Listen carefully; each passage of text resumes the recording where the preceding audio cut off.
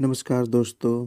प्रस्तुत है गुरुदत्त वैद्य की लिखी हुई कहानी कचहरी के बरामदे में। किसी फौजदारी के मुकदमे में गवाही देने के लिए मैं कचहरी गया हुआ था और जैसा कि साधारणतः होता है, मुझे अपनी बारी की प्रतीक्षा करनी पड़ी। मुझे 11 बजे पहुंचने की आज्ञा हुई थी और जब मैं निश्चित समय पर वहां पहुंचा तो मैंने देखा कि मजिस्ट्रेट महाशय अभी पधारे नहीं थे। इससे तो मैं थोड़ा ही खींचा, किंतु जब मैंने अभियोग सूची में अपने वाले अभियोग को सबसे अंत में पाया तो मैं अग्दिन हो उठा। मैं इसका कारण जानने में भी असमर्थ था कि मुझे ऐसे समय उपस्थित होने के लिए क्यों कहा गया है, जिस समय कि मजिस्ट्रेट स्वयं ही उपस्थित न हो। मैं न तो अभियुक्त था और न ही उसका गवाह, मैं तो पुलिस का गवाह था। इसलिए मुझे इस विस्मय हो रहा था कि अधिकारियों की अनिपुणता का दंड मुझे दिया जा रहा है। कम से कम कोर्ट क्लर्क को चाहिए था कि वह अभियोग को 2 भागों में विभक्त कर एक भाग से संबंधित व्यक्तियों को अपहरण भोजन के पूर्व और दूसरे भाग के व्यक्तियों को उसके उपरांत बुलाता। मजिस्ट्रेट महाशय 12:30 पर पधारे। 1 बजे उन्होंने काम आरंभ किया और 1:30 पर वे मध्याह्न भोजन के लिए चल दिए। जो कोर्ट इंस्पेक्टर हमारे अभियोग का कार्य कर रहा था, उसने बताया कि हमारी बारी लगभग 4 बजे तक आएगी। मैं क्रोध से काँप रहा था।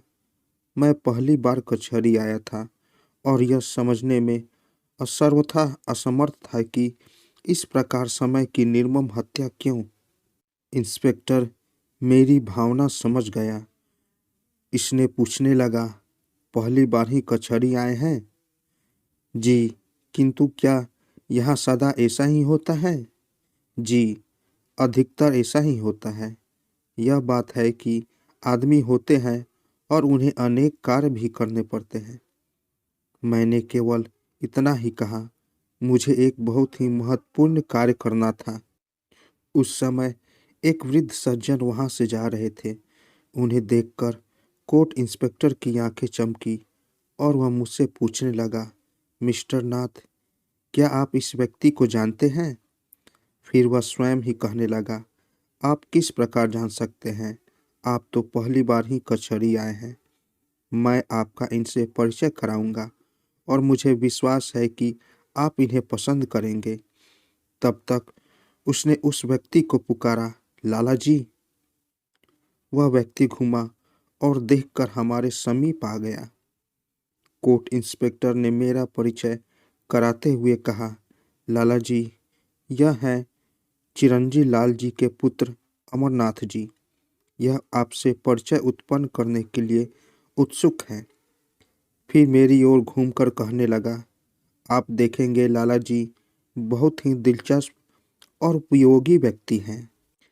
यह कहकर मुझे लाला जी के सुपुर्द कर कोर्ट इंस्पेक्टर चला गया।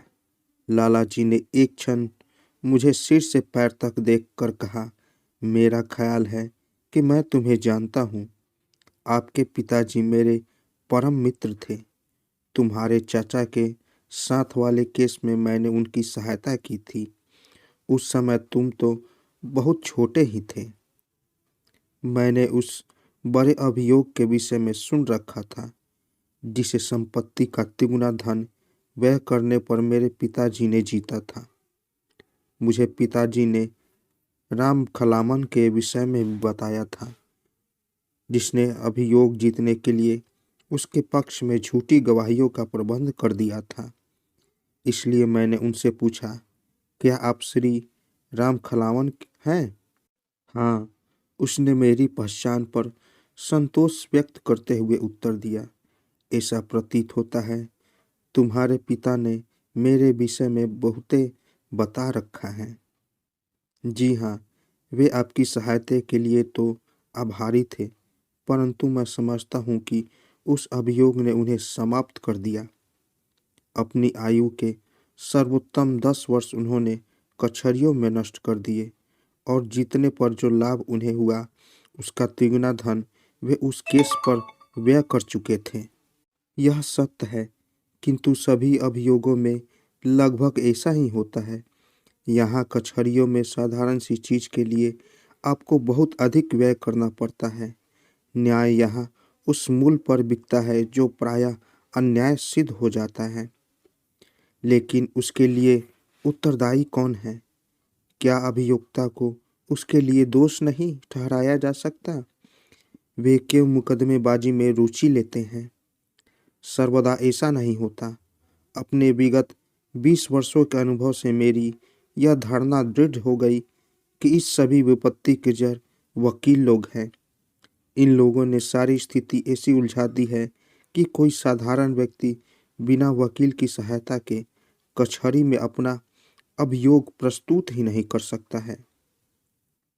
कचहरी अब देश के सर्वसाधारण व्यक्ति के लिए सार्वजनिक संस्थान नहीं रही।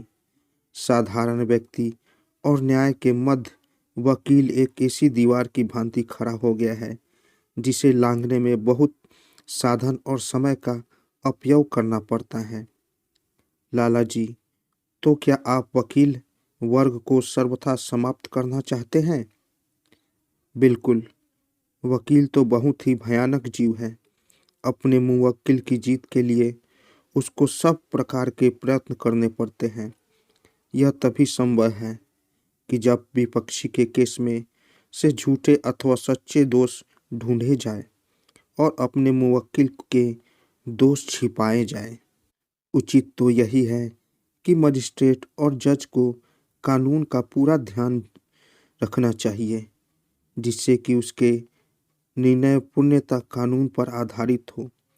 व्यक्ति को कठिनाई हो, वह कचहरी में जाकर सरल एवं स्पष्ट अपनी बातें रखे और मजिस्ट्रेट के अथवा जज के सम्मुख ही उसके व्यक्तित्व को कोई क्लर्क अंकित कर ले। तब न्यायकर्ता उस व्यक्ति को बुलाए जिसके विरुद्ध शिकायत की गई हो और इसका व्यक्तित्व भी सुने। तदंतर विषय से संबंधित साक्षियों को बुलाकर फिर अपना निर्णय दे। इसमें वकील के लिए कोई स्थान नहीं है। मजिस्ट्रेट अथवा जज स्वयं अभियोग का निर्णय कर सकता है।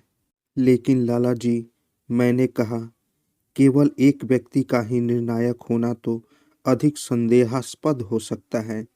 वकील होने से कम 2 व्यक्ति और ऐसे हो जाते हैं जो कानूनी दृष्टिकोण से विचार करने में न्यायकर्ता की सहायता करते हैं। एक अभियोग में एकाधिक न्यायकर्ताओं द्वारा विचार करने के विषय में तो मैं कुछ नहीं कह सकता। मेरा कहना तो यह है कि किसी पक्ष विशेष द्वारा किराए पर किया गया वकील न्यायकर्ता के निर्णय में कदापि सहायक नहीं हो सकता। विपरीत इसके अधिकांशतः वकील न्याय के मार्ग में बाधक ही होता है। मैं आपको अपने केस के बारे में बताता हूँ, जिसमें मेरा आधा जीवन और पूरी शक्ति नष्ट हो गई है। बातें करते करते हम एक हलवाई की दुकान के समीप पहुँच गए थे। मैंने लाला जी को कुछ पीने के लिए कहा तो उन्होंने सहर्ष स्वीकार कर लिया और फिर अपनी बात बताने लगे। मेरी आयु उस समय 20 वर्ष की थी जब मैं एक दीवानी मुकदमे में फंस गया। मेरा बड़ा भाई, जिसे पिताजी ने 10 वर्ष पूर्व अलग कर दिया था और जो बंगला के किसी नगर में व्यापार करता था, पिताजी की मृत्यु पर आया। मैं शोक में था और वह 10 वर्ष बाद आया था। स्वाभाविकता मैंने उसे अपने साथ रहने दिया। मैंने सोचा कुछ दिनों में ही वह चला जाएगा, किंतु पिताजी की मृत्यु से संबंधित सारे रीति रिवाज पूर्ण हो जाने पर भी मेरे भाई ने जाने का नाम नहीं लिया। एक दिन रात के समय उसने मकान के सभी कमरों और दुकान को ताला लगा दिया। जिस कमरे में मैं सो रहा था, प्रातःकाल केवल वही मेरे प्रयोग के लिए छूटा हुआ था। दूसरे दिन उसने संपत्ति के विभाजन के लिए न्यायालय में अर्जी दे दी। मैंने प्रयत्न किया कि उससे स्वयं बातचीत कर अथवा किसी मध्यस्थ द्वारा मामले को सुलझाया जाए, किंतु उसके वकील ने उसको समझा दिया था कि मध्यस्थ व्यक्ति तो तथ्य से परिचित होने के कारण उसके पक्ष में निर्णय नहीं दे सकता, जबकि कचहरी में होने के कारण उसके पक्ष भी सभी कुछ गवाहियों की बात और वकील के जज को समझाने के ढंग एवं निपुणता पर निर्भर करता है। न्यायाधीश को यह प्रारंभिक बात समझने में 2 वर्ष लग गए कि अभियोक्ता कौन है और उसकी स्थिति क्या है। मेरा भाई, उसकी पत्नी और पुत्र अभियोक्ता थे, जिसका प्रतिनिधित्व पृथक पृथक वकीलों द्वारा होता था। अल्पवयस्क होने के कारण मेरे भतीजे का प्रतिनिधित्व एवं संरक्षण भी करता था, जो कि मेरा भाई नहीं था। अभियोग की प्रारंभिक स्थिति में तो मैं स्वयं ही उसकी देखभाल करता रहा। एक अवसर पर जबकि किसी न किसी बहाने अभियोग की तिथि बार बार टलती रही, तो मैंने क्रोध में यह लिखकर दे दिया, 1 वर्ष से अधिक हो गया है, किंतु कोर्ट अभी तक यह समझ सका कि कौन कौन अभियुक्त है और कौन कौन उसका प्रतिनिधित्व करते हैं। यदि इस प्रकार कार्य होता रहा, तब तो मैं समझता हूँ कि मेरी मृत्यु के बाद ही संभवतः निर्णय हो सके। न्यायालय ने मेरे व्यक्तित्व पर आपत्ति उठाई और मुझे धमकी दी गई कि मेरे विरुद्ध न्यायालय में मानहानि का अभियोग दायर किया जाएगा। यद्यपि मेरे व्यक्तित्व में ऐसी कोई बात नहीं थी, किंतु मेरे भाई के वकील ने आपत्ति उठाई और मुझे अपने उस तथाकथित दोष के लिए क्षमा याचना करनी पड़ी। तब मुझे भी वकील रखना ही पड़ा। अभियोग टलता रहा और अंत में हाई कोर्ट के यह निर्णय करने का पिताजी की मृत्यु के समय मेरे बड़े भाई का उसकी संपत्ति में किंचित भी अधिकार नहीं था। 7 वर्ष लग गए, किंतु यही इसका अंत नहीं हो गया। जिस संपत्ति पर मेरे भाई ने अपना अधिकार कर लिया था, उसे छुड़ाने में 1 वर्ष और नष्ट हुआ। इसका परिणाम यह हुआ कि मेरा भाई भिखारी बन गया और मेरा मकान खाली करने के कुछ ही समय बाद उसका देहांत हो गया। उसके लड़के की शिक्षा इस कारण ठीक प्रकार से नहीं हो सकी, क्योंकि उसकी संपत्ति के और भी लेनदार थे। इस समय वह बेचारा एक साधारण सी दुकान पर 30 रुपए की नौकरी कर रहा है। मेरे भाई की पत्नी अपने पड़ोसियों के घरों में काम करके अपना गुजारा कर रही है। मैंने भी मुकदमा लड़ने के लिए इतना कर्ज लिया कि उसको चुकाने के लिए मुझे वह सब संपत्ति बेचनी पड़ी। इससे भी अधिक बुरा यह हुआ कि मुझे कचहरी में आकर वकीलों की बहस सुनने का चस्का लग गया और मैं किसी भी व्यक्ति के केस में रुचि लेने लगता हूँ। ईमानदारी के प्रति मेरा विश्वास मिट गया है। कभी कभी मुझे झूठी गवाही देने पर कुछ रुपया मिल जाया करते हैं।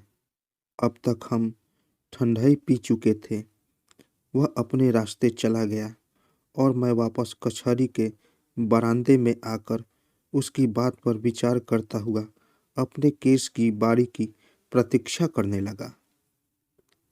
तो दोस्तों, कैसी लगी कहानी? अगर आप लोगों को कहानी अच्छी लगी हो तो मेरे चैनल को ज़रूर सब्सक्राइब करें और साथ साथ बेल आइकन को भी ज़रूर दबाएं, ताकि मेरी कहानी सबसे पहले आप तक पहुंचे। तो दोस्तों, मिलते हैं एक नई कहानी के साथ एक नए वीडियो में। तब तक के लिए नमस्कार।